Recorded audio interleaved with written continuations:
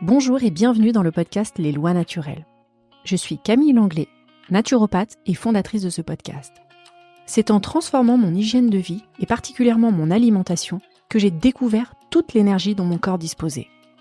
J'ai ainsi compris à quel point notre corps peut être puissant lorsqu'on lui donne ce dont il a besoin. Cette révélation a changé ma vie et c'est cette même transformation que je souhaite vous offrir. Ce podcast s'adresse à toutes celles et ceux qui sont prêts à reprendre leur santé en main, que vous soyez fatigué de vous sentir constamment épuisé, que vous cherchiez à améliorer votre bien-être ou encore que vous souhaitiez offrir à vos enfants le meilleur départ possible dans la vie.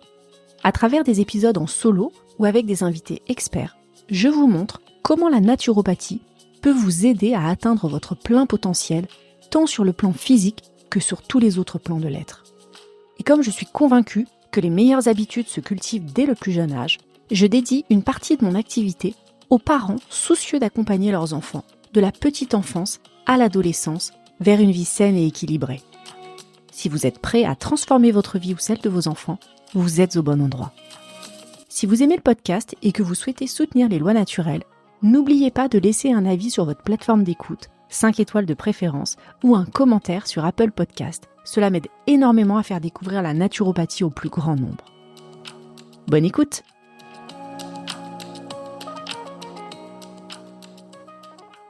Bonjour et bienvenue dans un nouvel épisode des Lois Naturelles. Alors, vous le savez, la naturopathie accorde une place prépondérante à l'alimentation en tant que pilier fondamental d'une hygiène de vie saine. La naturopathie recommande notamment de privilégier une alimentation vivante. Alors, l'alimentation vivante, qu'est-ce que c'est ? Eh bien, c'est tout simplement une alimentation la plus naturelle possible, de qualité biologique, végétale et crue, ou du moins dont la température de cuisson ne dépasse pas 42 degrés, afin de préserver la richesse des aliments en vitamines, minéraux et enzymes. Et s'il y a bien des aliments qui ont une place de choix dans l'alimentation vivante, des aliments tout aussi nutritifs que revitalisants, ce sont les jus de légumes. Pour nous parler de leurs 1001 vertus, j'ai le plaisir d'accueillir dans le podcast Alice Vanoy. Alice est naturopathe, chef de cuisine crue végétale et photographe. Alice est également l'autrice de l'ouvrage Mes jus maison au fil des saisons, préfacé par Alain Passard. Un ouvrage magnifique qui nous invite à découvrir la magie des jus de légumes au fil des saisons. Son univers est coloré, pétillant, plein de vie, à l'instar des jus qu'elle propose. Bonjour Alice. Bonjour Camille, merci beaucoup pour cette superbe introduction. Merci à toi pour ta présence. Est-ce que tu pourrais revenir rapidement sur les principes de l'alimentation vivante ? Oui, bien sûr. Et comme tu l'as très joliment dit dans l'introduction, dans alimentation vivante, il y a vie. Donc le but, c'est d'aller nourrir la vie en soi. Donc on va pas nourrir la vie en soi en consommant des aliments qui ont été transformés, traités, frelatés, industrialisés. Donc le but, c'est d'aller vraiment à la source la plus pure et de se nourrir d'aliments qui n'ont pas subi de cuisson au-delà de 42 degrés. 42 degrés, c'est vraiment la limite. En termes de température, en fait, on a observé qu'à partir de 42 degrés, il commençait à y avoir une destruction enzymatique. Donc ça, c'est vraiment, si tu veux, ce qui va définir l'alimentation vivante, c'est de mettre de la vie dans son assiette. Et donc, c'est la plupart du temps des légumes, des fruits crus, des graines qui sont pré-germées. Ça aussi, c'est très important, on pourra en parler un petit peu plus tard dans le podcast. Voilà, et en fait, il y a 4 grandes familles alimentaires. Donc ça, on n'en entend pas souvent parler. Mais donc, c'est le docteur Edmond Bordeaux-Zekeli qui a mis au point en fait une classification des aliments en plusieurs familles. Donc on a les aliments vraiment biogéniques, c'est-à-dire que eux ils vont engendrer la vie, ils vont vraiment permettre de créer de la vie. Donc on a bien sûr là-dedans les fameuses graines germées qui sont vraiment des précurseurs de la vie. Après on a aussi ceux qui sont bioactifs, donc eux ils ne vont pas engendrer la vie mais ils vont l'entretenir. Donc là, on retrouve tous les légumes de qualité biologique qui sont consommés au maximum 2 jours après leur récolte. En fait, tout ce qui est le plus frais possible, d'excellente qualité, non chauffé, ça va entretenir la vie. Et puis après, à contrario, on a les aliments qualifiés de biostatiques qui vont la ralentir. Donc c'est tout ce qui est transformé, des légumes par exemple qui sont consommés plus de 2 à 3 jours après leur récolte. Il y a déjà une altération de la vitalité, de la vibration de l'aliment. Et donc ça ralentit la vie. Tout ce qui est chauffé, etc., ça va la ralentir. Et puis après, il y a carrément les aliments qu'on dit biocidiques qui, eux, vont détruire complètement la vie. Donc là, bien sûr, tout ce qui est soda, tous les aliments ultra transformés, les gâteaux, voilà, tout ce qui se retrouve dans des emballages plastiques pendant des mois et des mois dans des rayons de supermarché, ça va pas dans le sens de la vie et au contraire, ça va l'altérer. Et donc, on comprend bien l'importance justement de mettre de la vie dans son assiette pour aller soit exacerber cette vie ou sinon l'entretenir.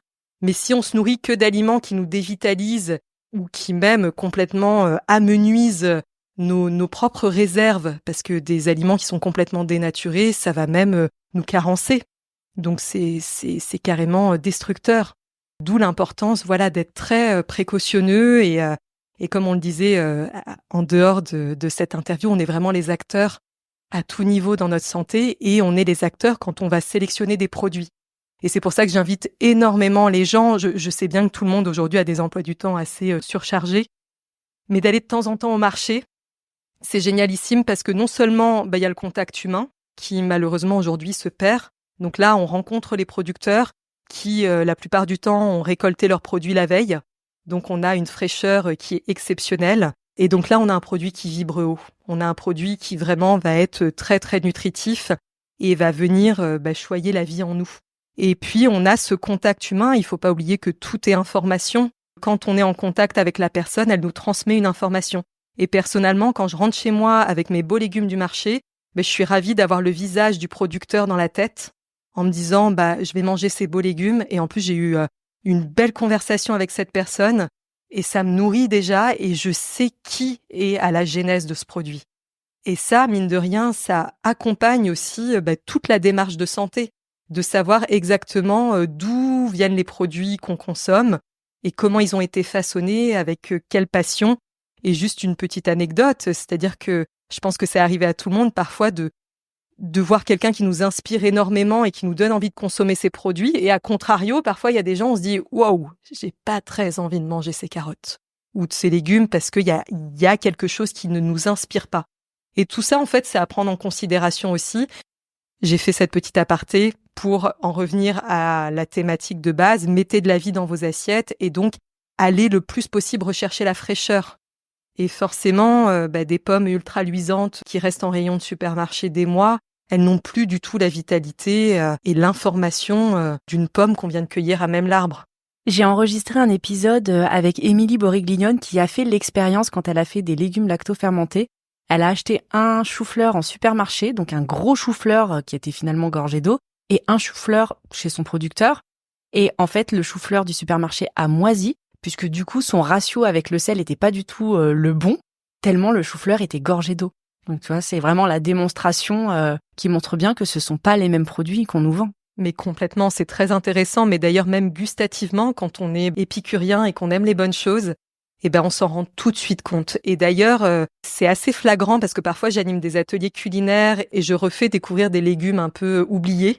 Il y a des gens parfois qui ne savent pas ce que c'est qu'un fenouil. Donc voilà, ça arrive. Mais si vous voulez, il y a aussi des gens qui ont eu parfois une expérience très négative avec un légume parce que c'était un légume de mauvaise qualité. Et donc qui se font un a priori, c'est comme la spiruline. Il y a des gens qui vont goûter une spiruline de très médiocre qualité qui sont écœurés à vie. Alors qu'en fait, si on va vers un produit de qualité qui a été vraiment créé dans des conditions favorables, même au niveau de la sapidité, du goût, on a quelque chose d'exceptionnel. Et donc ce chou-fleur de supermarché, bien qu'il ait tout l'aspect d'un chou-fleur et qu'il soit très attrayant visuellement, parfois derrière, il n'y a aucun goût. Et puis, c'est un légume qui va évoluer très différemment aussi dans le temps. Et c'est comme pour tous les produits qu'on consomme, en fait. Bien sûr. La qualité est primordiale. Ça me fait penser aux légumes de la cantine et aux légumes de maman. Ah alors là, si on a bien un exemple qui peut illustrer ça, complètement. Aujourd'hui, il y a des cantines qui proposent des légumes de qualité. Mais malheureusement, ça crée beaucoup de traumas chez certains enfants qui se retrouvent à manger des choses absolument infectes. Parce que, en plus, au-delà d'avoir des matières premières qui sont parfois pas très qualitatives, il y a le mode de préparation qui ne l'est pas plus. Donc, c'est des espèces de gros fours, parfois micro-ondes, dans lesquels on va faire cuire tout ça. Forcément, le résultat est pas super excitant, quoi. Donc, ça peut créer des fausses références dans la tête des enfants qui se disent, moi, je déteste le chou-fleur ou je déteste les betteraves parce que c'est préparé de manière absolument écœurante. Et c'est pour ça que l'éducation à ce niveau-là, en tant que parent, elle est aussi très importante, de sensibiliser très jeune le palais de l'enfant, de lui faire découvrir tout un tas d'aliments et pas seulement que les classiques. d'aller aussi développer un petit peu ses papilles, de lui faire découvrir des goûts, encore une fois progressivement, hein, mais voilà, de lui élargir l'horizon de découverte au niveau gustatif. Et ça n'est que du plus par la suite. Parce qu'en plus, là, on va sensibiliser le palais, on va vraiment apporter une information que l'enfant gardera pour toujours. Et d'ailleurs, on le voit très bien quand on parle d'alimentation émotionnelle chez l'adulte. Souvent, il y a ces besoins régressifs de plonger en enfance. Et quand l'enfant a été élevé, si vous voulez, avec tout un tas de produits transformés, il va avoir tendance à revenir vers ça dans ces moments de détresse. Alors qu'un enfant qui a été sensibilisé quand même assez jeune à tout un tas de belles saveurs, et il aura moins ces tendances-là d'aller vers des choses ultra transformées, complètement dévitalisantes. Bien sûr. Alors pour en revenir un petit peu aux jus de légumes qui sont, on va dire, vraiment les stars de l'alimentation vivante, est-ce que tu peux nous détailler leur intérêt nutritionnel ? Parce qu'on se dit, en fait, quand je mange un légume, quel intérêt va y avoir à ce qu'il soit en jus ? Est-ce qu'il n'y a pas une perte finalement ? Alors c'est une excellente question. Il y a énormément de bienfaits aux jus de légumes. Ils sont multiples. Déjà, il y a une réalité de terrain aujourd'hui, c'est à savoir que une pomme d'aujourd'hui, par exemple, est 100 fois moins nutritive qu'une pomme des années 1950. C'est-à-dire que nos grands-parents avaient un terroir, une terre qui était beaucoup plus nutritive. Ce qui fait que les légumes et les fruits qui étaient cultivés à l'époque étaient beaucoup plus chargés sur le plan nutritionnel. Aujourd'hui, de par tout un tas de facteurs, malheureusement, les sols sont extrêmement appauvris. Même en agriculture biologique, c'est une réalité. Et ce qui fait qu'on a besoin de consommer beaucoup plus d'aliments vivants, en tout cas beaucoup plus de légumes et de fruits pour avoir un apport vitaminique, en antioxydants, etc., équivalent à celui qu'avaient par exemple nos grands-parents quand ils mangeaient une pomme. Après, il se trouve que nos intestins, eux, ils ont une certaine tolérance. Manger 20 carottes dans la journée, c'est pas possible pour tout le monde. Donc c'est là où en fait les jus de légumes vont être très intéressants parce qu'ils permettent d'enrichir une alimentation déjà équilibrée, donc voilà, une assiette déjà bien composée avec un apport en fibres, en minéraux, etc. Intéressant, mais ça vient apporter encore plus de vie au corps et ce sans sursolliciter le système digestif avec un surplus de fibres qui pourrait être complexe à gérer. Donc là, on peut par exemple faire un jus avec tout un bouquet de céleri qui est absolument merveilleux pour la reminéralisation. Mais tout le monde n'a pas la capacité, par exemple, de manger un bouquet de céleri à la croque. En plus, les fibres du céleri sont extrêmement denses. Donc, sur des intestins qui sont déjà très irrités et inflammés, c'est juste impossible. Et c'est là où les jus de légumes sont vraiment des alliés au quotidien pour venir enrichir une alimentation déjà équilibrée. Et j'insiste sur le fait d'enrichir une alimentation déjà équilibrée.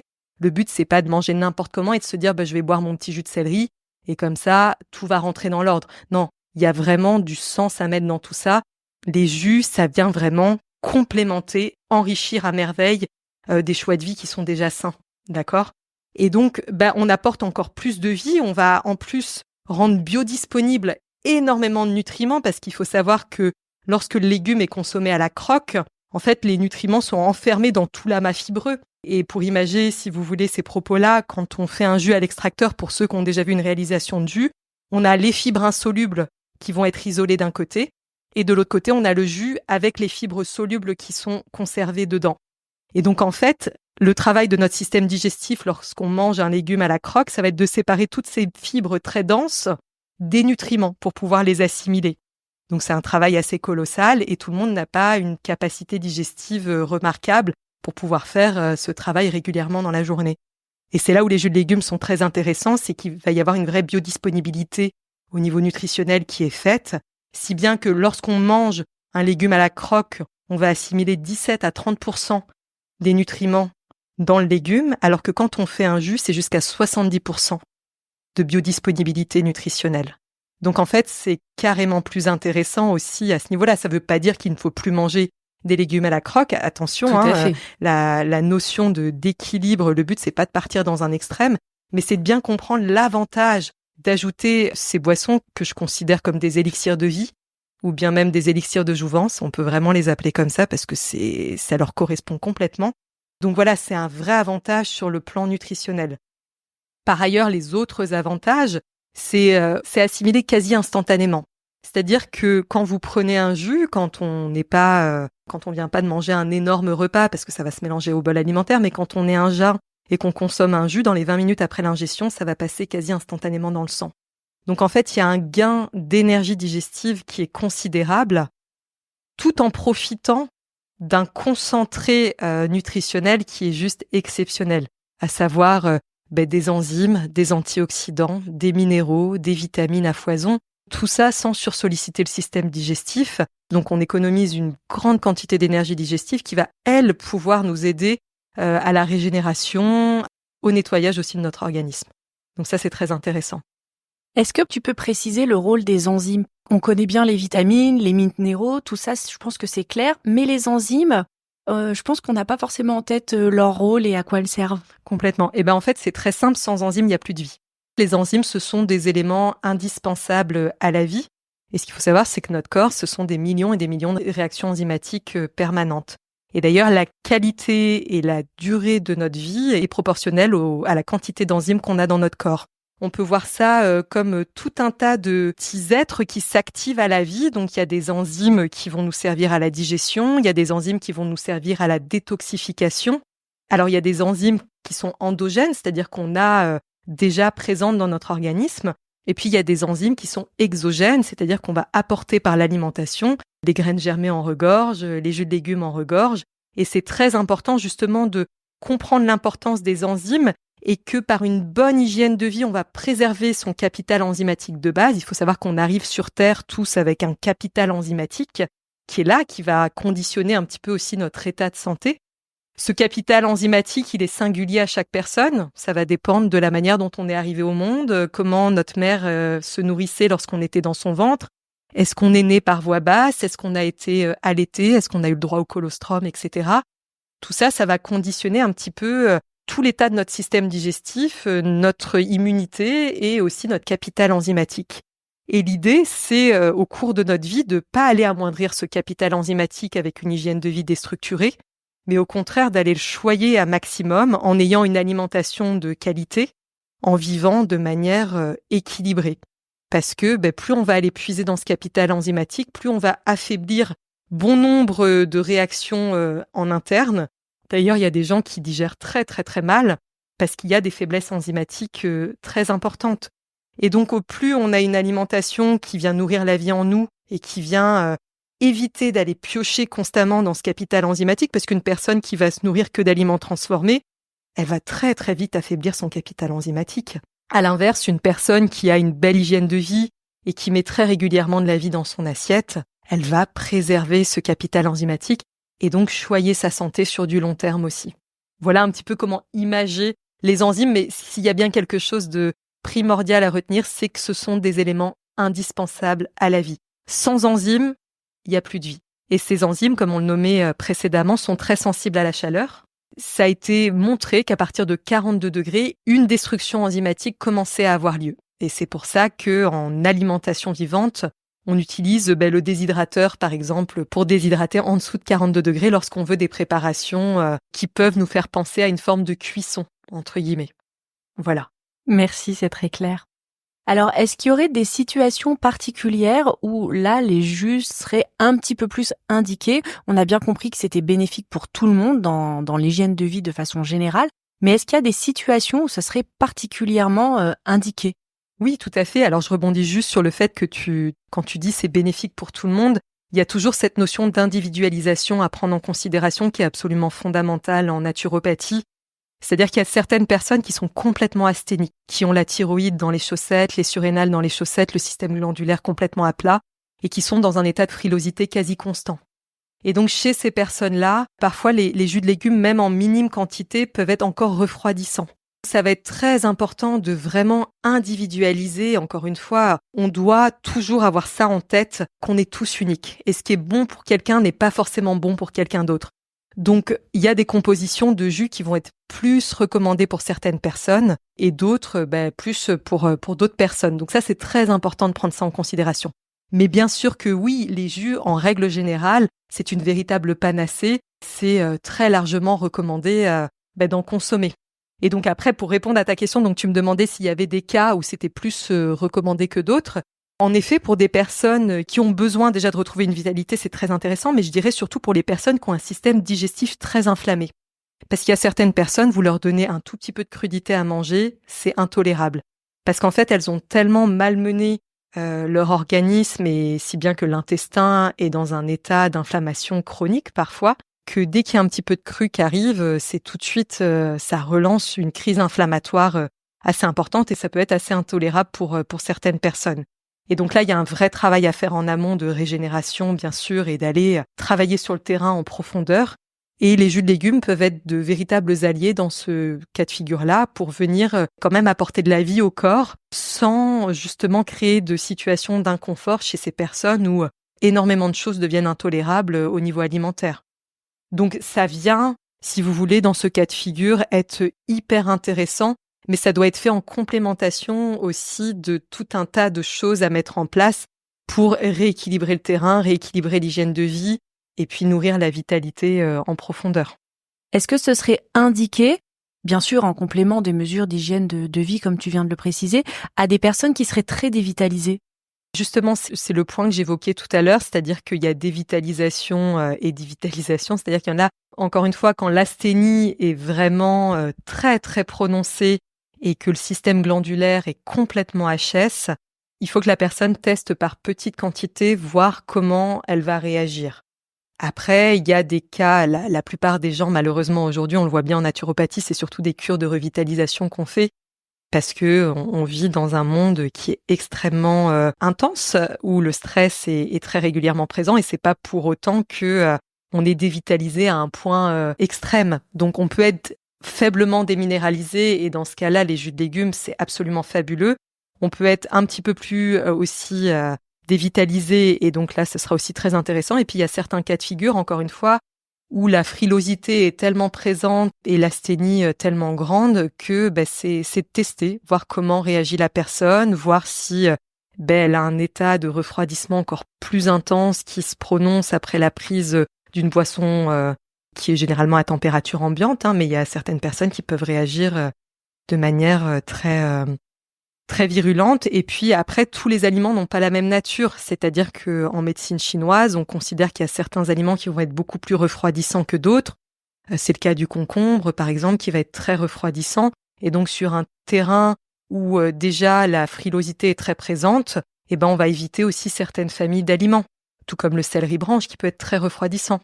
Donc, on va aller plutôt vers des natures d'aliments neutres ou tièdes ou réchauffantes, en incorporant pas mal d'épices dans les jus, en mettant, ça peut être du gingembre, du thym, de l'hydrolat de cannelle.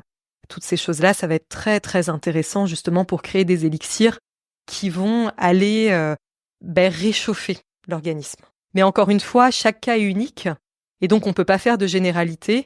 Tout ce qu'on peut dire, c'est que les jus de légumes, c'est une absolue merveille, qui conviennent à la majorité des gens en quantité diverses, parce que voilà, tout le monde n'a pas la même tolérance aussi par rapport aux quantités de jus. Et ce qui est très important, après, ça va être vraiment d'individualiser en fonction de la personne et d'être vraiment à l'écoute des ressentis et des réactions. Et ça va être ça les meilleurs messagers pour savoir si finalement la synergie qu'on a proposée est adaptée au terrain, et puis si la quantité aussi proposée est adaptée, et puis si ça lui correspond bien.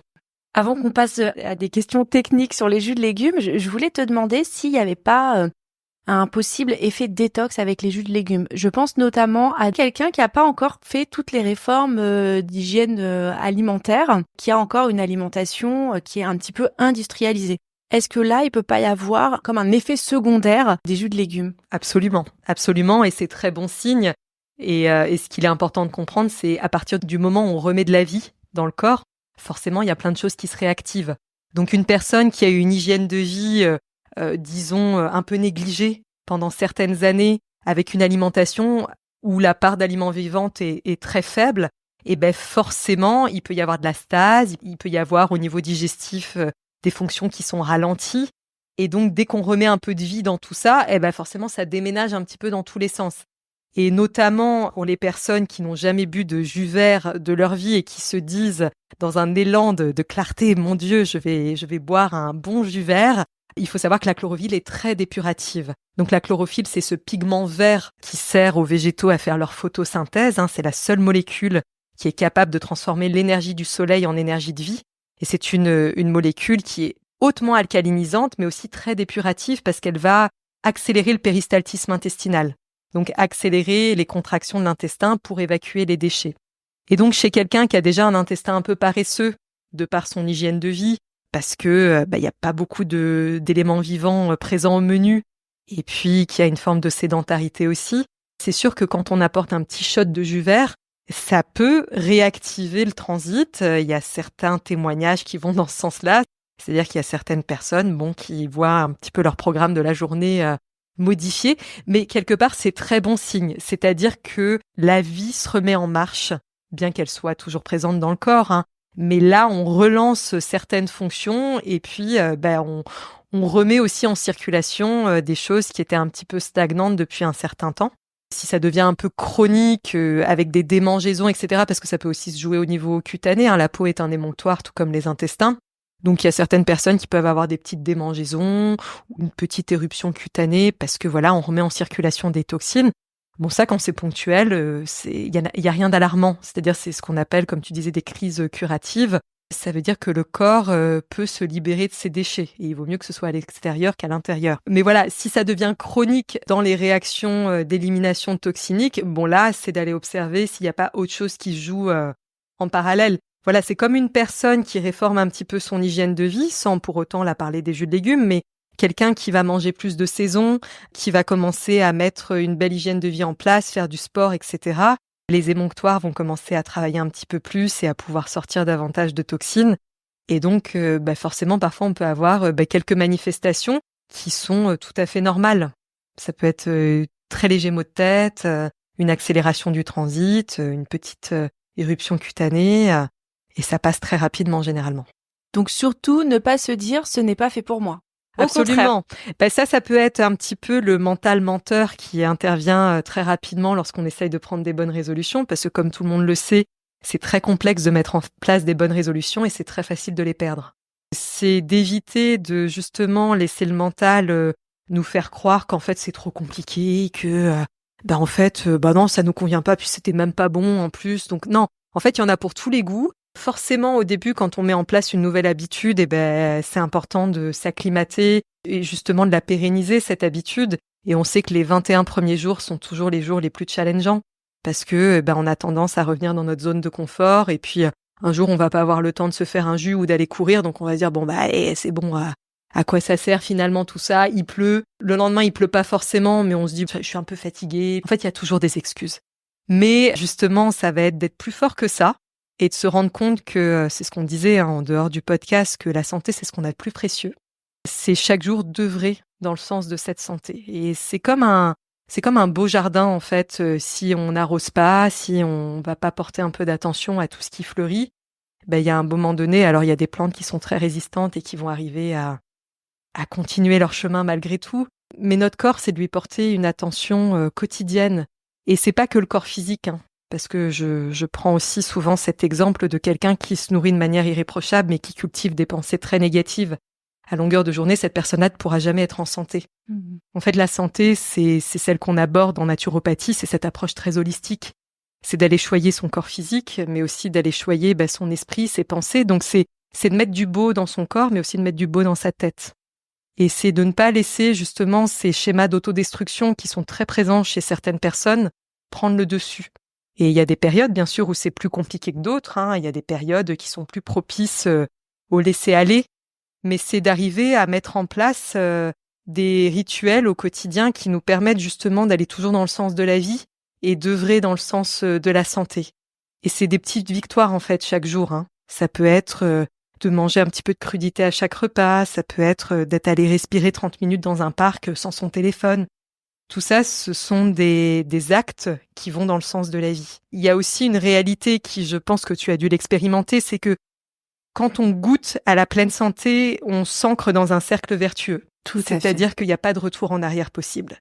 Et donc, généralement, quand on se lance dans la belle aventure des jus fraîchement extraits, l'extracteur, il reste sur le plan de travail. Il part pas dans le petit coin avec l'appareil à raclette. Il reste sur le plan de travail. Ça fait partie des indispensables. Et en fait, il y a de tels bienfaits qui peuvent être ressentis très rapidement que ça devient complètement une routine à laquelle on a du mal à déroger même. Parce sûr. que quand on expérimente la jouissance d'avoir cette vitalité et tous les bienfaits que nous apportent les jus, on n'a qu'une hâte le matin, c'est de se dire je vais me faire mon jus de légumes. Et vraiment, c'est pas que des paroles en l'air, c'est absolument véridique. Je confirme, ça vient soutenir tous tes projets, tout ce que tu dois faire dans la journée. Moi, j'ai 4 enfants, je fais plein de choses et on dit souvent mais comment t'arrives à faire tout ça? Parce que je pense que j'ai une hygiène de vie qui est très soutenante et les jus de légumes en font partie. Je sens vraiment la différence. Et comme tu le disais, c'est un cercle vertueux. Quand on a goûté à ce bien-être, naturellement, on y revient. Même si on peut faire des écarts de temps en temps, ça arrive, bien sûr, hein. Mais on y revient puisqu'on est mieux comme ça. Donc il y a même plus de sujet, en fait. Tout à fait. Moi, il y a des personnes qui me disent mais ça te tente pas cet éclair au chocolat et tout ça. Et en fait, naturellement, il y a une information qu'on apporte au corps qui est tellement bénéfique qu'en fait le corps, il va en redemander.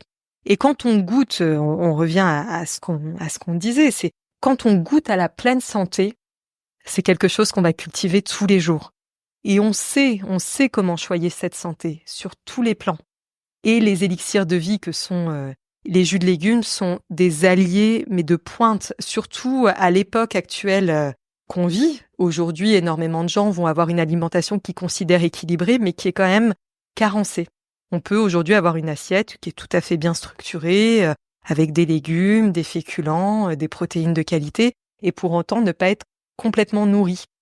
Et c'est là où c'est très important d'avoir toutes ces belles boissons qui vont venir justement nourrir encore plus la vie en nous et apporter des éléments indispensables en complémentation de cette assiette qui est déjà superbe, mais qui, dans certains cas, n'est pas suffisante. Ce sont vraiment des alliés de pointe, et en plus d'être des alliés de pointe, ils sont absolument délicieux. Cette notion de plaisir, ça j'y reviens très souvent, il n'y a pas de santé sans plaisir. Le plaisir, c'est un ingrédient fondamental pour être en santé. Il n'y a aucun intérêt à boire un jus en se bouchant le nez. Ça n'a pas de sens. C'est important de le rappeler parce que il y a souvent quand même ce côté un petit peu ennuyeux. On fait l'effort de manger sain, mais non, on le fait parce que c'est bon.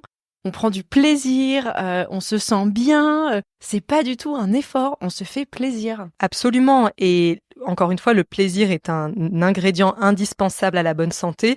Et je pense que tu as déjà dû observer des personnes qui ont une hygiène de vie qui paraît tout à fait exemplaire, mais qui ne sont pas en santé. Parce qu'en fait, parfois, on peut plonger dans des dérives d'extrémisme où l'alimentation devient un pôle d'hypercontrôle et où en fait, on est plus là à calculer, à contrôler ce qui va entrer dans notre bouche, ce qui ne doit surtout pas rentrer, etc. Mais si bien que là, c'est le mental en fait qui gère tout ça et c'est plus les besoins viscéraux qui vont ordonner les prises alimentaires. Et donc là, ça mène à tout un tas de déséquilibres parce que le plaisir n'est plus présent. Donc en fait, il y a certaines personnes qui vont malheureusement plonger dans quelque chose d'hyper contrôlant qu'on peut qualifier d'orthorexie. Et en fait, on ne peut pas accéder à la santé quand on est dans quelque chose d'hyper contrôlant et quand le plaisir n'est pas au rendez-vous. Le fait de se nourrir, c'est vraiment un acte d'amour de soi. Je pars souvent du principe que quand on mange des beaux aliments, quand on donne à son corps des belles choses, c'est comme de l'amour comestible. Et d'ailleurs, quand on aime quelqu'un, on aime bien lui faire à manger. C'est ce que j'allais te dire, voilà. Bien sûr. Donc c'est une manière aussi de dire je t'aime en fait. Quand on fait des bonnes choses à manger à l'autre, c'est aussi une manière de témoigner l'affection qu'on lui porte, l'amour qu'on lui porte. Et donc c'est merveilleux. L'alimentation est porteuse de plein de choses. Et à partir du moment où il y a une guerre qui s'instaure dans l'assiette, malheureusement c'est très compliqué d'accéder à la santé. Parce qu'on se coupe de quelque chose de fondamental qui est de venir nourrir la vie en soi, d'être dans quelque chose de chaleureux, de convivial. Et donc, c'est de ne surtout pas perdre ça de vue. Et d'ailleurs, ce qui est très dramatique à notre époque, c'est que beaucoup de gens ne font plus du repas un moment de partage, mais quelque chose de très isolant où on est derrière son écran à regarder une série Netflix, si bien que manger devient presque un automatisme où la sensation de satiété n'est plus bien connue non plus, et où en fait on n'est plus là à profiter de cet acte qui est absolument merveilleux, qui est l'acte de se nourrir. Et je reprends souvent aussi ces mots, c'est que se nourrir, c'est pas se remplir. Quand on se nourrit, on va nourrir la moindre de nos cellules. Donc c'est de l'information qu'on donne à notre corps aussi. Et c'est là où la notion de conscience est absolument fondamentale. C'est qu'est-ce que j'offre à mon corps aujourd'hui et dans quelles conditions je suis aussi pour offrir ça à mon corps. Quand on est très tendu, en colère, etc., c'est pas le moment de passer derrière les fourneaux, c'est pas le moment de se mettre à table parce qu'on n'est pas dans les bonnes dispositions pour bien digérer. Et c'est valable aussi pour un jus de légumes, hein. Quand on est dans un état émotionnel extrêmement intense, les fonctions digestives sont parfois congestionnées. On peut avoir le foie qui est complètement congestionné, l'estomac crispé, noué. Donc en fait, c'est pas le moment de... Puis d'ailleurs, ça passe pas généralement, hein, quand on essaye de s'alimenter quand on est dans un état émotionnel très, très intense. Voilà, donc ça, c'est des choses aussi à rappeler parce que c'est une chose de se concentrer sur l'alimentation et l'aspect nutritionnel et c'est autre chose aussi de vraiment remettre sur un piédestal cette approche holistique qui, en fait, est au cœur de la santé. C'est un tout. On ne peut pas juste s'attarder sur un plan. Et c'est aussi pour ça que l'origine des matières premières est très importante parce qu'il y a tout un tas d'informations dans les matières premières.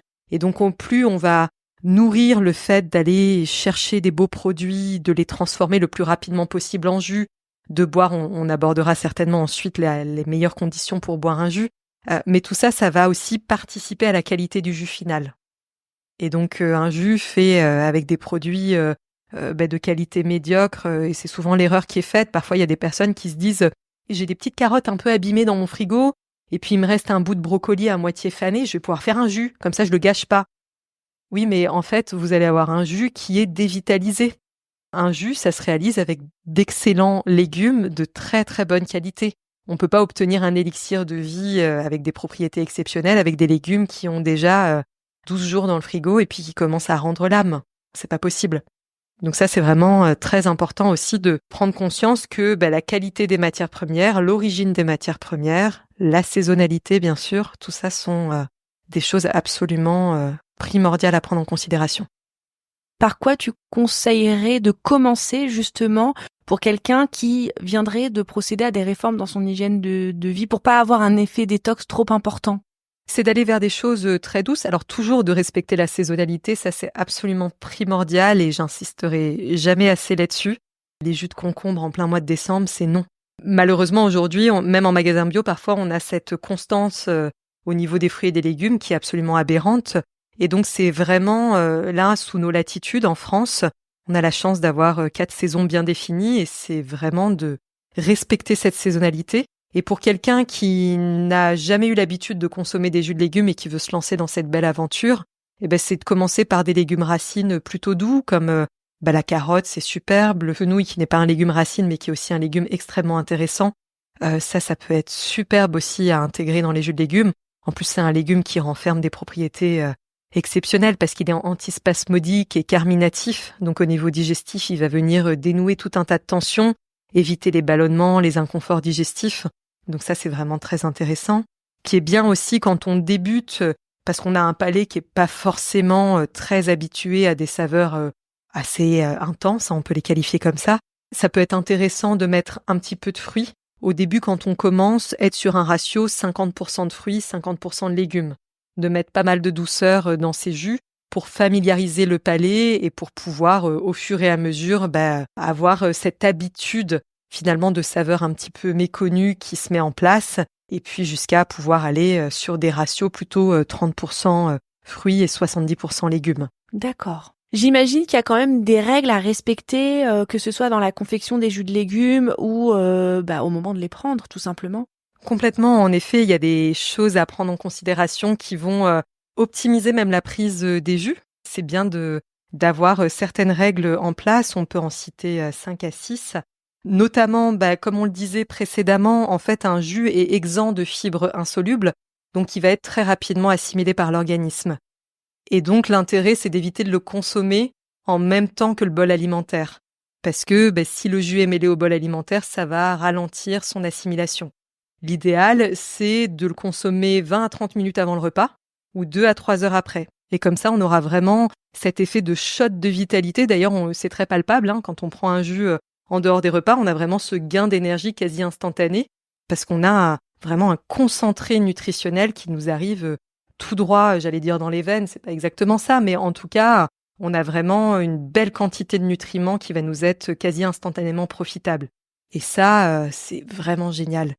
Le fait de le consommer en dehors des repas va vraiment permettre d'en bénéficier pleinement. Après, c'est pas parce que vous allez boire un jus, parfois on est au restaurant, on nous sert un jus, on n'a pas forcément 20 minutes à attendre avant que le plat n'arrive, donc c'est pas dramatique. si parfois ce timing n'est pas forcément respecté. Mais c'est bien de l'avoir en tête. Comme ça, on optimise quand même sa prise de jus. Après, il y a un autre point très important. Certains font l'erreur de consommer des jus très froids. Et en fait, quand on se réfère ne serait-ce qu'à la médecine traditionnelle chinoise ou à l'Ayurveda ou bien juste à nos ressentis, on se rend bien compte que ce soit de boire des choses très froides directement sorties du frigo ou de manger des aliments très froids, ça nous refroidit. Et donc, le but, c'est de ne pas aller affaiblir nos capacités digestives avec du froid en excès et de consommer plutôt ces jus à température ambiante, d'éviter tout ce qui sort directement du frigo. Ça, c'est vraiment aussi une règle à respecter. Après, une autre règle à prendre en considération, c'est parfois on fait un jus et puis on le laisse un peu traîner à l'air libre. Ce qu'il est important de comprendre, c'est qu'un jus, dès qu'il est au contact de l'air, il commence à s'oxyder. Et je prends souvent cette image d'une pomme que vous allez couper en deux. Au début, la chair est nickel, elle est impeccable, et puis très rapidement, ça va brunir. Et c'est ça, ce phénomène d'oxydation. Et c'est pareil avec un jus. Même si c'est pas visible directement, il y a une oxydation qui est produite. Et plus le jus attend comme ça à l'air libre, plus il se dévitalise en fait. Après, c'est pas de se dire oh, tout de suite, je vais me le gober, parce que ça me permet de rebondir sur une autre erreur qui est fréquemment faite, c'est-à-dire que les gens vont boire leur jus cul sec. Et ça, non. C'est comme quand on s'hydrate. Il y a certaines personnes qui se disent « Ah, j'ai pas bu de la journée, je vais me couler 1,5 litre d'eau comme ça je vais bien… » Mais non, mais ça ne marche pas comme ça en fait. La régularité est vraiment de mise. Quand on fait un jus de légumes, le but, c'est vraiment de le savourer, de l'ensaliver gorgée par gorgée. En plus, il y a tout un tas de réactions enzymatiques aussi qui ont lieu au niveau buccal. Il y a toute une étape dans la digestion au niveau de la bouche. Et puis, c'est surtout que au plus on va le savourer, au plus il va nous être profitable. Donc, on prend bien le temps de bien ensaliver son jus, de le tourner en bouche et de bien le goûter aussi. Et on savoure bien son jus de légumes. Voilà. Après, une autre grande erreur, comme je le nommais précédemment, c'est de vouloir utiliser des légumes en fin de vie et de se dire, alors c'est une démarche qui est tout à fait respectable, parce qu'on n'a pas forcément envie de gâcher les légumes qui commencent un petit peu à se flétrir. Mais il est important de considérer le fait qu'un légume qui est déjà dans un processus d'oxydation, quand on a la carotte qui commence à brunir, ou qu'on a le brocoli qui commence à jaunir, ou le concombre qui se flétrit, ça montre que le légume est dévitalisé. Et forcément, l'extracteur n'a pas ce pouvoir magique de revitaliser l'aliment. Donc quand on réalise un jus avec des produits qui sont déjà en état de dévitalisation, on aura forcément un jus qui ne sera pas forcément très intéressant sur le plan nutritionnel. C'est important de le prendre en considération et je comprends tout à fait cette démarche de ne pas vouloir gâcher, mais il faut comprendre que sur le plan de la santé, quand on se nourrit avec des aliments dévitalisés, ça vient, c'est les familles d'aliments qu'on nommait au début du podcast. On peut en venir à ingérer des choses qui finalement vont ralentir la vie en nous. Et c'est pas le but. Il vaut mieux les mettre dans la soupe dans ces cas-là. Dans la soupe, en effet, et puis après, quand on a la chance de vivre à la campagne et soit d'avoir des poules ou un compost, parfois c'est plus nutritif justement d'en faire du bon compost ou d'aller nourrir les animaux qui s'en régaleront, plutôt que de prendre cette habitude de manger des choses très abîmées. Après, ça doit pas forcément être un réflexe, c'est-à-dire que si on le fait de temps en temps, c'est absolument pas dramatique, mais toujours garder quand même en tête cette notion de vitalité et que l'alimentation a besoin de cette notion de fraîcheur, c'est absolument fondamental.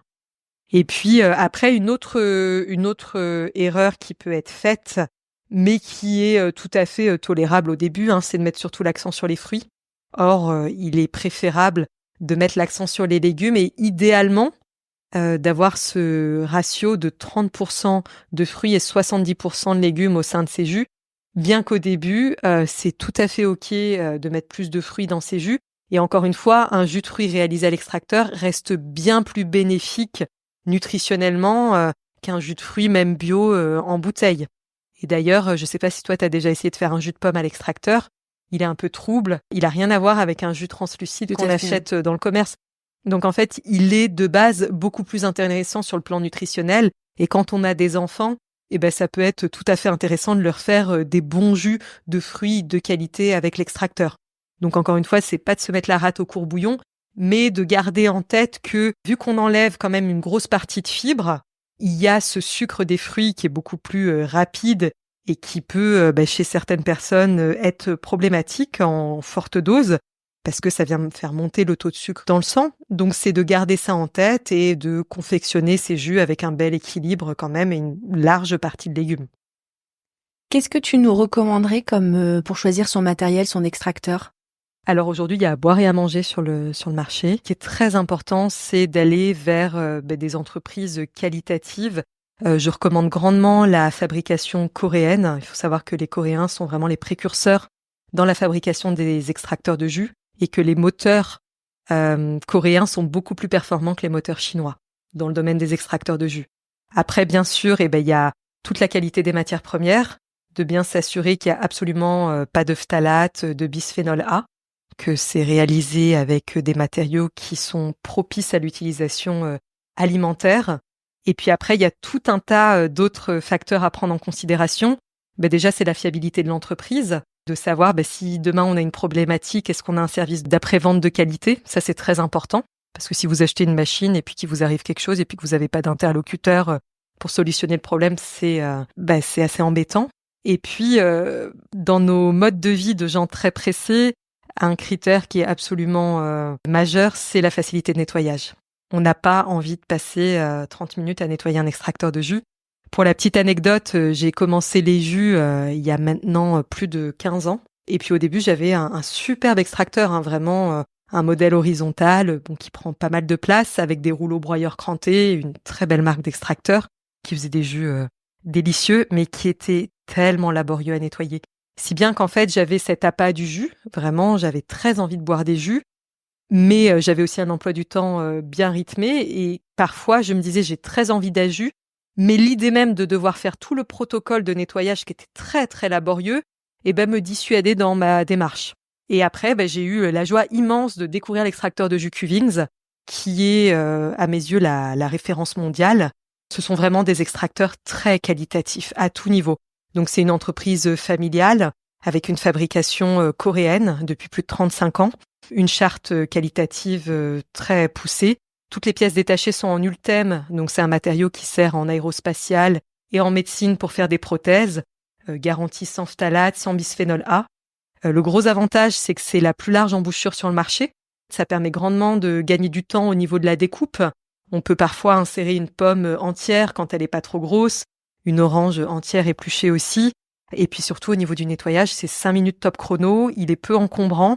Il fait des jus d'une qualité exceptionnelle, notamment les derniers modèles, le Evo 820 ou le Revo 830, qui sont dotés tous deux de la technologie Max Filter, qui est une technologie qui permet d'avoir une fluidité au niveau du jus absolument magnifique. Donc on a des jus qui sont très très agréables à boire. Et un gros indicateur aussi lorsqu'on fait des jus, c'est d'observer le rendu final.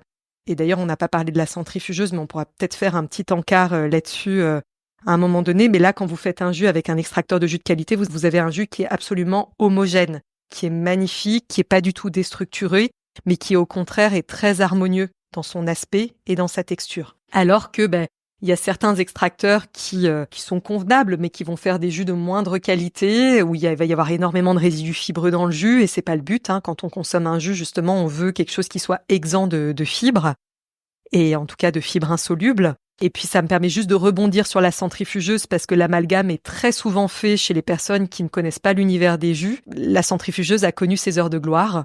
Ça a été révolutionnaire à un moment donné. C'était que ce qu'il y avait sur le marché, finalement. Mais en fait, la centrifugeuse, comme son nom l'indique, c'est la force centrifuge qui va projeter les aliments sur les parois de l'appareil pour obtenir du jus. Mais donc, c'est un appareil où la vitesse de rotation peut aller de 1000 à 15 000 tours par minute. Ce qui fait qu'il y a une chauffe qui est produite et forcément, on va altérer le produit. Il faut savoir qu'il y a des nutriments qui sont thermosensibles, comme les enzymes, ce qu'on a évoqué tout à l'heure, mais aussi la vitamine C. La vitamine C est thermosensible. Ce qui fait qu'on a des jus, alors qui sont pas mauvais gustativement, mais qui nutritionnellement auront été largement appauvris. Et on le voit très bien à l'aspect final. Souvent, ce sont des jus qui vont brunir très très rapidement, qui sont complètement déstructurés. Il n'y a pas d'homogénéité dans le résultat final. On peut avoir beaucoup de mousse. Et voilà, on peut avoir un jus qui est pas du tout homogène. Ça nous donne une information sur la qualité. quand on fait un jus avec l'extracteur de jus Cuvings, on a un résultat final qui est absolument magnifique, qui est très agréable en bouche. On a un rendement aussi optimal parce que le but, c'est aussi d'extraire un maximum de jus des fruits et des légumes qu'on va mettre dans l'appareil. Et parfois, il y a certains appareils, vous pourriez limite repasser les fibres dans l'extracteur parce que la qualité d'extraction n'est pas optimale. Et donc, il y a énormément de pertes. Et c'est le cas aussi avec la centrifugeuse où en fait, les fibres sont encore très très humides à la sortie. Et donc, il y a une perte énorme. Voilà. Bon, moi, ça fait vraiment de très nombreuses années que j'utilise l'extracteur de jus Cuvings et j'en suis absolument satisfaite. C'est une marque très très qualitative à tout niveau avec un service après-vente d'excellente qualité et très humain. Je confirme, j'ai le même, donc voilà. j'en suis très satisfaite aussi. Voilà. Et justement, qu'est-ce que tu fais de toutes ces fibres qu'on recueille? Parce que ça fait souvent mal au cœur, on a envie d'en faire quelque chose. Oui, en effet, c'est une réalité. Quand on fait des jus très régulièrement, il y a énormément de résidus fibreux. On ne peut pas forcément tout réutiliser. Alors j'en reviens pour ceux qui vivent à la campagne et qui ont un compost, ça fait la joie des composts et aussi des poules. Ceux qui ont un poulailler, les poules sont absolument ravies et les œufs n'en sont que meilleurs. Mais voilà, quand on habite après dans des grandes villes, il y a aussi des composts maintenant dans la ville de Paris. Mais on peut aussi réutiliser certaines fibres en cuisine. Pas toutes. Il y a certaines fibres comme les fibres de carottes, de betteraves, de poivrons, de fenouil qui peuvent être très très intéressantes dans certaines recettes. On peut par exemple faire un carrot cake avec les fibres d'un jus de carotte. On peut faire des petits crackers de légumes déshydratés en y rajoutant des épices, des graines de lin, tout un tas de bonnes choses, des amandes, de l'huile d'olive et on met ça à déshydrater en dessous de 42 degrés. On a des très très bons crackers. On peut faire des pâtes à gâteau, des pâtes à crêpes, des petites boules d'énergie aussi. Donc il y a tout un tas de possibilités pour réutiliser ces fibres. Mais après, toutes les fibres ne sont pas réutilisables. Par exemple, quand vous faites un pur jus de céleri, les fibres de céleri sont extrêmement denses. Donc c'est compliqué de les réintégrer après en cuisine. Parce que c'est très fibreux, à moins de les déshydrater puis de les réduire en poudre, ce qui peut être une solution, mais tout le monde n'a pas le temps de se lancer dans ce type d'expérience. Mais voilà, il y a certaines fibres comme les fibres de coriandre, de persil, d'épinards, de gingembre. Malheureusement, ces fibres-là, finalement, elles vont souvent finir au compost. Mais moi, je déshydrate les fibres et j'en fais de la poudre après, ce qui va faire un bouillon. Qu'est-ce que t'en penses? C'est génialissime. Quand on a le temps justement de faire ça, déjà quand on a un déshydrateur et qu'on peut... Je le fais au four. D'accord, ok. Tu as un four qui va à assez basse température. À 40 degrés, oui, entre 40 et super. 50, en laissant la porte entrouverte. Alors c'est excellent. Le four qui fait le travail, moi je l'abandonne. Mais avec l'extracteur de jus, c'est top puisque les fibres sont déjà très bien déshydratées, presque. Je dirais peut-être 4 heures au four. Selon la quantité. Quand même, ouais. Et après, je fais de la poudre, je les passe au mixeur et je les réduis en poudre. C'est génialissime. Après, ce qu'il est bien aussi de prendre en considération, c'est que beaucoup de gens qui ont des problèmes du transit vont acheter des comprimés de fibres en magasin. Là, vous avez en fait des fibres qui sont juste pleinement réutilisables dans tout un tas de recettes. Il y a une précaution quand même pour les personnes qui ont l'intestin sensible et inflammé. C'est-à-dire que c'est tout l'intérêt des jus de légumes où ces personnes-là vont pouvoir mettre encore plus de vie dans leur quotidien, mais elles vont avoir beaucoup de mal à réintégrer ces grosses fibres insolubles par la suite parce que l'intestin est déjà très irrité. Donc ça convient pas forcément à tout le monde les recettes réalisées avec beaucoup de fibres insolubles. Parce que quand on mange des crackers réalisés avec ces fibres, c'est une très très grosse quantité de fibres. Et donc, tous les intestins ne sont pas forcément dans les meilleures dispositions pour tolérer ça. Mais c'est absolument merveilleux. Il y a tout un tas de recettes magnifiques de crackers. On peut faire aussi des bases de pizza crue avec des fibres qu'on récupère. Et voilà, les fibres les plus sympas, c'est les fibres de carottes, betteraves, poivrons, le fenouil, la pomme. Ça, c'est vraiment les fibres qui sont absolument géniales à réutiliser et puis qui peuvent s'introduire très facilement dans une belle diversité de recettes. Et est-ce que tu aurais justement une petite recette à nous recommander pour commencer les jus de légumes? Bien sûr, il y en a énormément. D'ailleurs, je vous préféré Alors, j'ai longtemps fait un jus.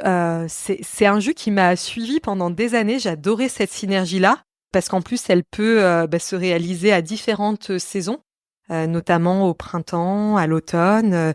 Alors c'est une base avec du fenouil, du céleri branche, de la carotte, de la betterave, un petit peu de pomme, un peu de citron et un peu de gingembre. Et alors ça, c'est un jus que j'adore.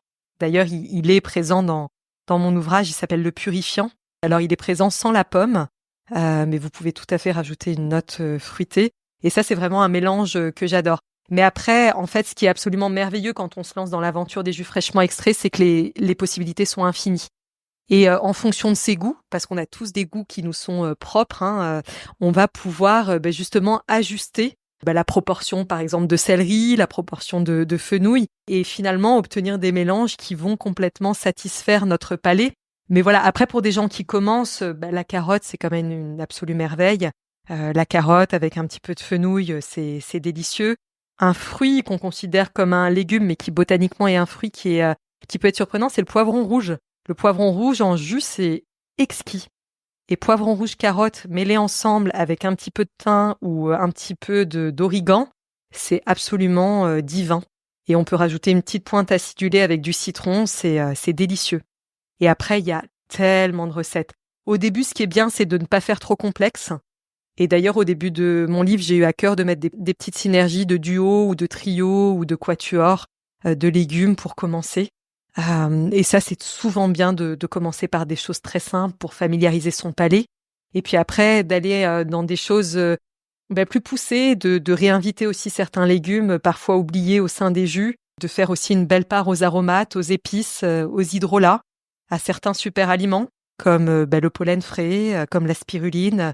En fait, c'est de bien comprendre que ces élixirs de vie, ils peuvent être très variés. Et voilà, pour revenir à la diversité de recettes, chaque saison a son charme aussi. Et c'est très important. En fait, chaque saison, c'est un rendez-vous. Donc, on a pour chaque saison des nouveaux produits qui nous donnent l'opportunité de tester plein de recettes. Et là, on est dans la période automnale, à la période où on enregistre ce podcast, qui sera diffusé en hiver. Mais ce sont 2 saisons où, naturellement, on est moins attiré par les jus parce que on est plus tenté par des choses réconfortantes, cocooning. Et pourtant, il y a une telle diversité de légumes absolument merveilleux qui nous permettent de réaliser des jus automnaux géniaux. D'ailleurs, j'adore l'automne parce que c'est une des saisons les plus colorées qui existent. On a la grenade aussi qui est une absolue merveille. On a tous les radis qui arrivent, le fenouil qui recommence à faire son apparition. C'est une saison absolument merveilleuse et l'hiver aussi a beaucoup de charme. En fait, en hiver, on a tous ces légumes racines qui viennent bien nous enraciner. On a les agrumes aussi qui font leur apparition, qui sont gorgés de vitamine C et qui nous permettent justement de rajouter un côté assez gourmand au jus, mais aussi de les enrichir avec toutes ces vitamines très précieuses pour choyer son immunité. Et puis, c'est l'occasion dans ces saisons-là de vraiment inviter, comme je le disais tout à l'heure, le gingembre, le curcuma. On peut parfois rajouter quelques petits grains de poivre. On peut rajouter des hydrolats comme de la cannelle, comme de l'hydrolat de gingembre aussi, ça existe. Et on peut aussi rajouter pas mal d'aromates comme du romarin, du thym, de la sarriette, qui rajoutent énormément de sapidité, de propriétés digestives et qui sont aussi pour la plupart très réchauffantes. Et donc, ça vient bien soutenir le système digestif et nous permettre de nous régaler tout au long de l'année, en fait.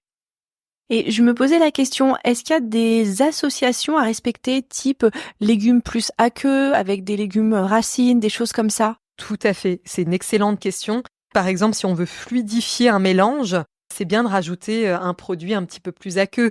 Par exemple, on aura un rendement beaucoup plus important avec du concombre, qui est très aqueux, qu'avec une carotte qui l'est beaucoup moins. Et l'idée au sein de ces jus, c'est d'alterner les ingrédients plus secs et les ingrédients plus aquifères, donc qui contiennent beaucoup plus d'eau. Et comme ça, on a un rendement optimal. Et puis il y a d'autres précautions aussi quand on réalise ces jus, notamment quand on commence, on a tendance à vouloir mélanger plein de choses entre elles, ce qui est absolument génial. Mais il y a la question de la couleur, de l'esthétisme. C'est quelque chose qui me tient particulièrement à cœur parce que en tant que photographe culinaire, le beau est très important visuellement et d'ailleurs, on part du principe qu'on commence à se nourrir avec ses yeux. Et donc, il est important de savoir que certaines synergies peuvent donner un mélange marron. Et quand vous avez des invités qui viennent à la maison pour l'apéro et que vous leur faites des petits cocktails marronasses, franchement, c'est pas la meilleure manière de leur donner envie de faire des jus. Ça vend pas du tout le produit. Ça vend pas le produit, bien que le jus soit délicieux. Il y a des mélanges marrons qui peuvent être exquis au niveau gustatif, mais visuellement, ça c'est une réalité. On commence déjà par savourer quelque chose avec ses yeux, Et c'est plus qu'important de veiller à ce qu'on ait quand même des choses qui donnent envie. Et ça, comment on obtient un jus marron? C'est en mélangeant du rouge et du vert. Ou parfois de l'orange et du vert. Après, quand on fait des mélanges avec de la betterave, si on met plus de betterave que d'autres ingrédients, c'est la betterave qui va prendre le dessus, donc ce côté pourpré qui va teinter en grande partie le mélange. Donc quand on fait un jus avec 50% de betterave et 50% d'épinards, ou 50% de carottes et 50% d'épinards, il y a de grandes chances que ce breuvage tourne dans les teintes marron, ce qui est peu alléchant. Et surtout quand on commence, c'est-à-dire que c'est pas très convaincant. Et encore plus quand on est tout excité, qu'on dit attends, je vais te faire goûter un jus de légumes, puis que vous servez un truc marronasse à la personne, elle dit alors t'es mignon. L'opération séduction mignon. ne prend pas. Mais alors moi, de boire un truc bouillasseux, non merci. Bien que ce soit délicieux, encore une fois, je remets pas du tout en question le côté gustatif, mais en tout cas, au niveau visuel, souvent ça peut être un frein. Il faut que ce soit présentable, bien sûr. Tout à fait. Et est-ce qu'on peut donner des jus aux enfants et à partir de quel âge ? Alors tout à fait, on peut donner des jus aux enfants. Après, il faut savoir que les fonctions digestives des enfants sont quand même moins puissantes que celles d'un adulte. Et donc, les proportions vont être beaucoup moins importantes. Alors, il y a certaines personnes qui vont dire que une fois la diversification faite, ça peut être introduit très progressivement. Je pense qu'à partir de l'âge d'1 an, c'est bien. C'est-à-dire que ça peut être intéressant de faire découvrir. Et vraiment, on y va en toute petite quantité pour familiariser aussi l'enfant avec ces nouvelles saveurs. Bien sûr, on va pas lui faire un jus avec du gingembre ou avec du chou kale. On y va vraiment sur des choses toutes douces pour que l'enfant puisse découvrir cet univers-là. Donc, vraiment des légumes racines tout doux. Le concombre en été peut être très intéressant aussi parce qu'il est désaltérant. Puis quand c'est un bon concombre, il peut avoir un goût un petit peu sucré qui est très agréable. Là, bien sûr, on peut mettre plus de fruits aussi que le pourcentage recommandé dans ces jus. Puis voilà, voir comment l'enfant réagit et d'y aller tout doux. On peut parler de maximum 125 millilitres par jour pour les enfants de 1 à 4 ans.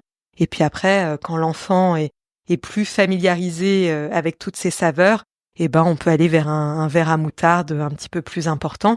Et puis il y a des enfants qui adorent ça. Il y a des enfants qui vraiment réclament leur jus. Et quand on en arrive à là, c'est absolument merveilleux. D'ailleurs, je t'ai pas posé la question tout à l'heure, je voulais y revenir. Quelle quantité tu recommandes pour un adulte pour un verre de jus ? Tout va dépendre de la familiarité qu'a l'adulte avec les jus. Quand on commence, c'est bien de commencer avec un verre à moutarde. Donc à peu près 150, 200 millilitres par jour pour déjà familiariser l'organisme. Et bien sûr, on commence avec des choses douces. On va pas commencer avec un jus de brocoli. Ça n'a pas de sens parce que la personne ne va pas du tout y revenir. Et puis, ça reste des légumes qui sont très purgatifs. Et donc, le but, c'est pas non plus de déclencher des crises curatives trop importantes. Donc déjà, un petit verre à moutarde pour commencer. Et puis après, quand on est bien aguerri dans l'univers des jus, on peut aller parfois jusqu'à 1 litre, 1,5 litre par jour. Et il y a certaines personnes qui font des cures de jus, qui ne consomment exclusivement que des jus tout au long d'une journée. Et là, ça peut aller jusqu'à 3 litres de jus par jour. Et encore une fois, ça se fait dans un cadre bien précis. Ça ne correspond pas à tout le monde. Mais ce sont des cures qui peuvent être très intéressantes aussi sur une durée prédéfinie. Donc voilà, ça va vraiment dépendre en fait de la personne. Encore une fois, on en revient toujours à cette question d'individualisation. Cette question d'individualisation, elle est absolument primordiale. On en revient toujours là. Et ça va être très important en fonction des besoins de la personne, des problématiques qu'elle traverse, de sa constitution, de son terrain, d'adapter à la fois la composition des jus et aussi la quantité.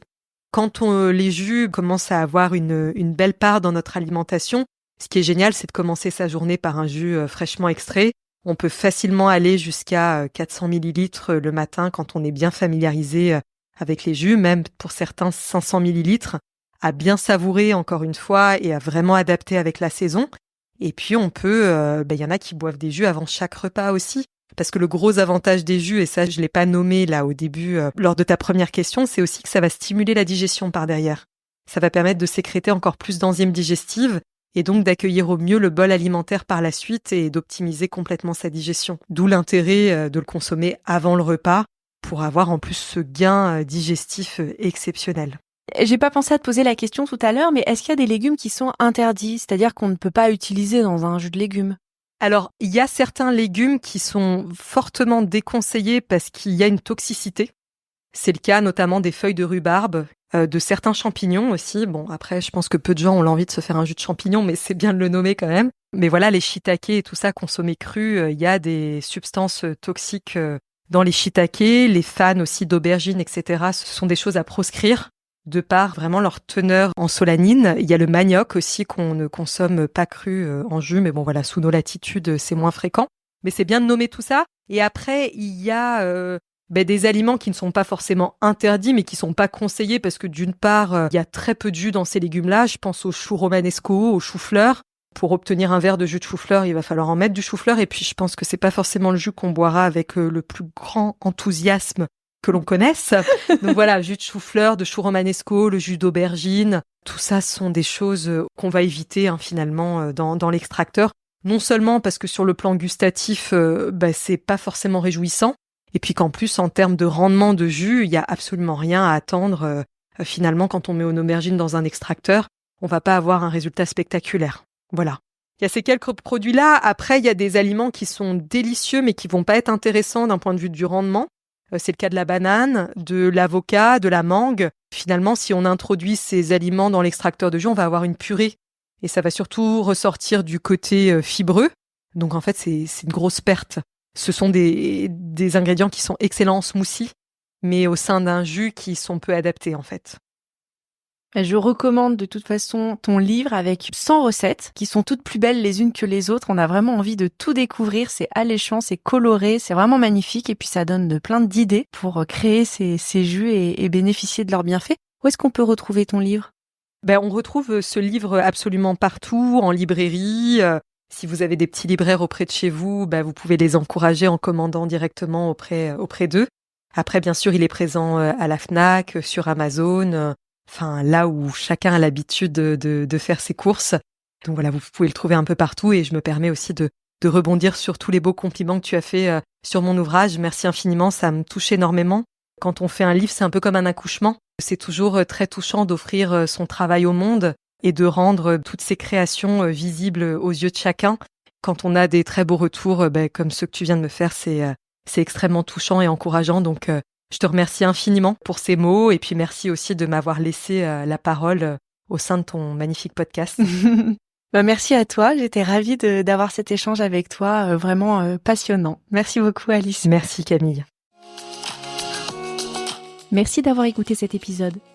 Rejoignez la communauté des lois naturelles en vous abonnant au podcast et découvrez comment mettre en place des changements simples mais puissants dans votre quotidien. Et si vous souhaitez aller plus loin, je vous invite à prendre rendez-vous pour une consultation en naturopathie où je vous accompagnerai personnellement dans votre démarche de santé naturelle. Ensemble, nous explorerons comment la naturopathie peut transformer votre bien-être et celui de votre famille. Pour prendre rendez-vous, contactez-moi directement via mon compte Instagram, Les Lois Naturelles, ou envoyez-moi un mail à l'adresse suivante, lesloisnaturelles@gmail.com. Je serai ravie de vous accompagner sur votre chemin vers une meilleure santé. À bientôt!